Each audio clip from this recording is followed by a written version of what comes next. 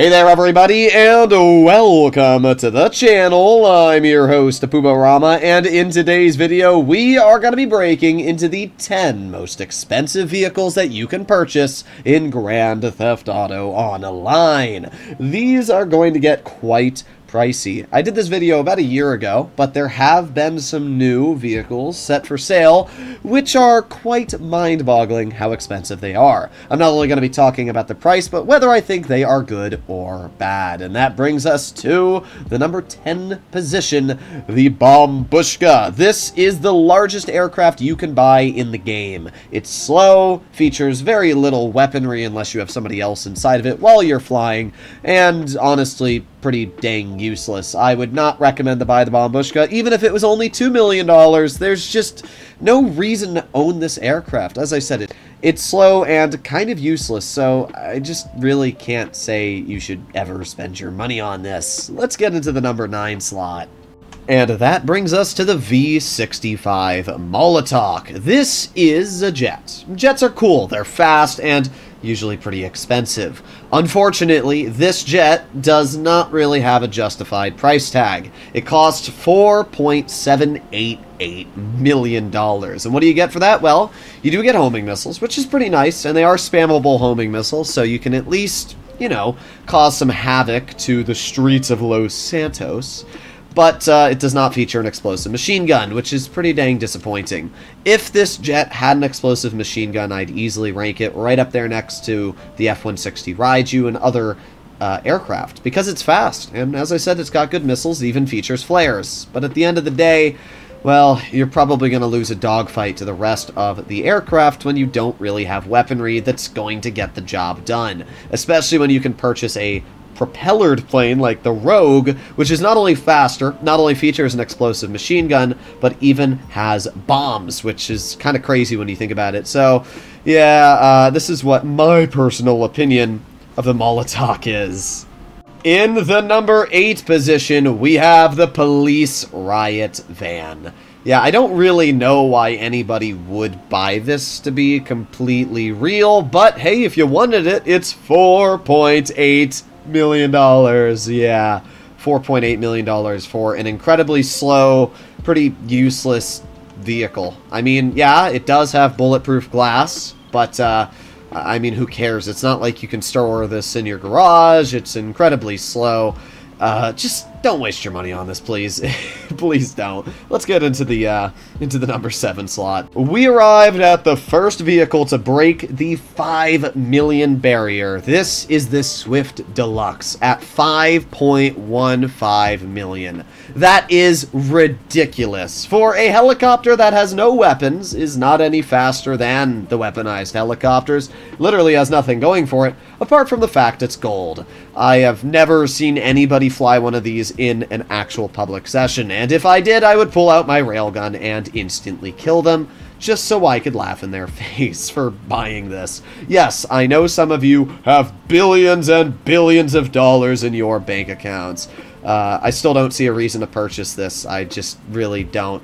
Yeah, that's all I got for you on the Swift Deluxe. We arrived to a fairly new vehicle that has been added in just the latest update for Grand Theft Auto Online, which is the Gauntlet Interceptor. Don't get me wrong, this vehicle looks absolutely amazing. It is probably my favorite looking muscle car and one of my top 10 favorite looking vehicles in the game. But there's a problem. It's $5.5 million. Like, what? That is a ridiculous amount of money. It's actually a speechless amount. I mean, the trade price is pretty easy to unlock, but even then, you should not be spending $5 million on a reskinned car that's already in the game. We already have the Gauntlet Hellfire, and not only is the Gauntlet Hellfire faster, but it also has better customization, so I really don't see a reason why you would purchase this apart from, I guess, the fact it looks cool. I mean, I own one, so I guess I can't say too much negative, but yeah, in terms of performance, this vehicle has nothing over the normal Gauntlet Hellfire. It just has the police livery, which is cool, don't get me wrong. It's just unfortunate that it is so expensive.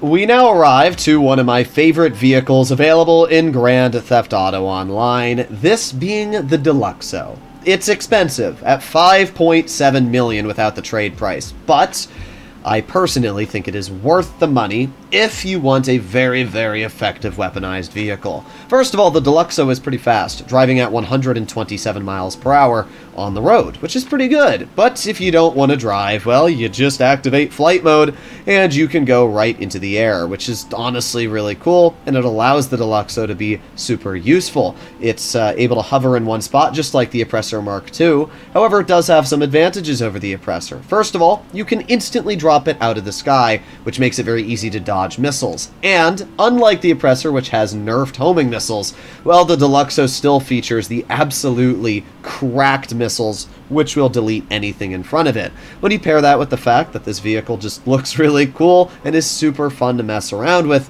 it's great. A lot of people always point out how it's annoying that, you know, it has a limited amount of missiles, but there's a very easy way to counteract that. All you need to do is go to your interaction menu and go to manage vehicles. Return whatever personal car you have into the garage, and then once you do that, just call it back in. As long as you've been driving around for more than 2 minutes, the cooldown will be fine, and you can request your personal vehicle as soon as you've returned it, and boom, it'll be right here. And that is why the Deluxo is super effective and just honestly fantastic. Oh boy, we are really stepping up the price tag now. We have the P996 Laser. This, for many years, was one of the most dominating jets in the game because of its super dangerous explosive machine gun, which had the ability to basically wreak havoc on anything below you.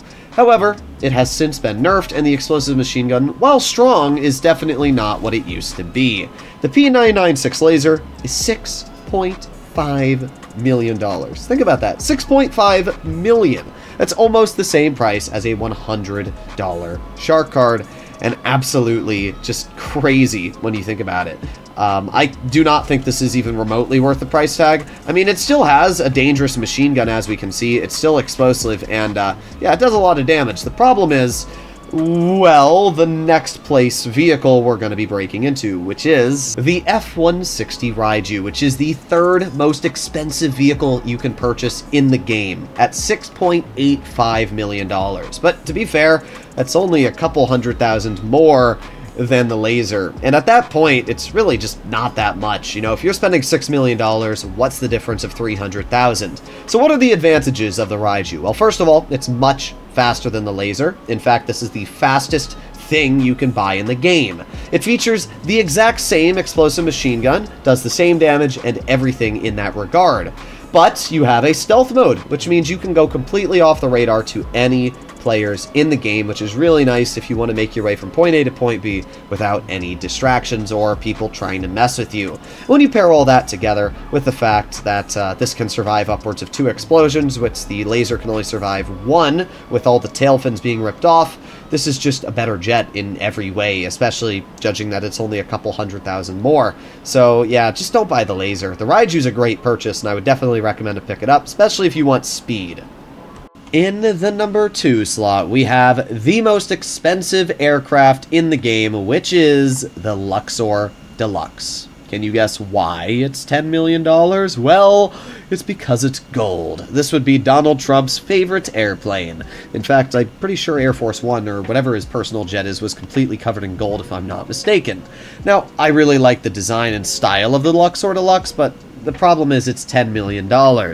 If you've purchased every other thing that you can want in GTA, sure, this isn't a bad idea, I guess. I mean, if you want to just say, hey, I've earned everything, but I don't know. I just see no reason to ever pull this jet out, especially when the base Luxor is able to be stolen from the airport and is absolutely free. It just really doesn't make sense why you would ever purchase this aircraft. But let me know in the comments what you guys think about the Luxor Deluxe. Do you think it's worth the money, or would you stay very, very far away from it? We're doing some cool tricks here, though. Let's see if we can do this one upside down. Oh, I lied. You can't fly this plane upside down. It just crashes right into the ground.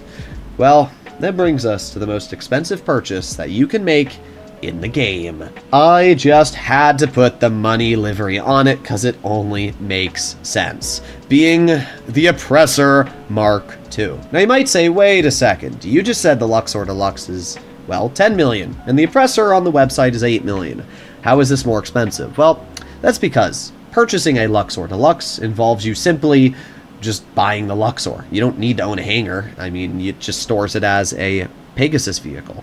That's not the case for the Oppressor Mark II. To own an Oppressor Mark II, sure, you can buy it, but you're not going to be able to upgrade it. And I think anybody buying an Oppressor Mark II and not upgrading it is a fool. So we're going to say that you're going to be upgrading it. And to do that, you need to own a Terabyte. And to own a Terabyte, you need to own a Nightclub. So it's about $1.5 million to buy a Nightclub, and it's around $2.5 million to get the Terabyte and, get the upgrade station in it. So you're looking at around $4 million just to get to the Oppressor Mark II. Then you have to purchase the Oppressor for, $8 million, and then you got to upgrade it for probably an additional $500,000-$600,000.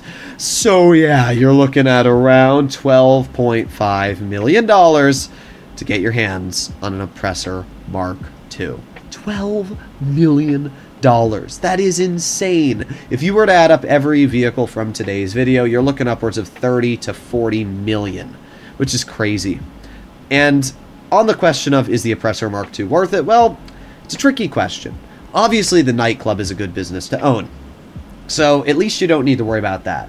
Do I think you should buy a Terabyte? Well, that one's really up to you. A lot of people say the Terabyte's super useful because of the fact that you can use it to start missions. I personally disagree, and I think that the arcade is much more effective, and I wouldn't really recommend the Terabyte. But if you do get the Terabyte, then you might as well get the Oppressor Mark II. Yes, it's expensive, but trust me, it is one of the most useful vehicles you can use in the game. Let's talk about why. Well, first of all, it has a rocket boost, which is great because let's say somebody's going to fire a missile at you, right? Let's say you've called in your Oppressor because there's somebody that's trying to kill you. Well, all you need to do is run over to your Oppressor. Somebody's shooting missiles at me. I run over to my Oppressor and boom, activate the rocket boost. It just allows you to accelerate up to max speed very quickly. And when you pair that with the fact that it has flares, this is a very, very hard vehicle to take out. It also features homing missiles, which are very, very deadly, and you can just absolutely spam them, and it's almost impossible to get knocked off of while being super maneuverable, as you can see. I mean, look at this thing. You drive it face first into a building, no issue whatsoever. Do that with any aircraft, even an armored one,